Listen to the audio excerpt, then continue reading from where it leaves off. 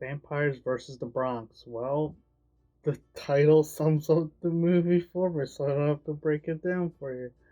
But in all seriousness, the Vampires versus the Bronx is a horror comedy streaming on Netflix about a group of three friends who are trying to help save their community, save a certain building in their community by having a fundraiser, and they start to realize that one by one people are disappearing and shops and local dispensaries in the community start disappearing, and they're like, all right, what's going on here?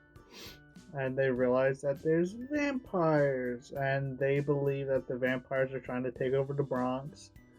And these three friends are like, we're gonna fight back. I rather quite enjoyed this. I knew nothing about it. I didn't even see a trailer or a poster art for this, so for the most part, this is a fun little movie that works. It tonally works. The characters are all well thought out. All the performances are pretty alright. The soundtrack's really good.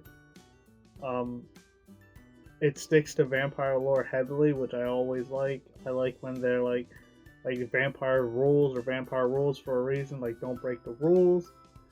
And it's like, oh, they don't have a reflection. Oh, you can't see them in cameras. Oh, they can't enter a place without being invited. Garlic, holy water, crucifixes, crosses, all that stuff sticks, which made me happy. But not all of the humor lands. Some of it falls flat. Some of the characters just like show up to show up, and they don't really go anywhere with them or do anything.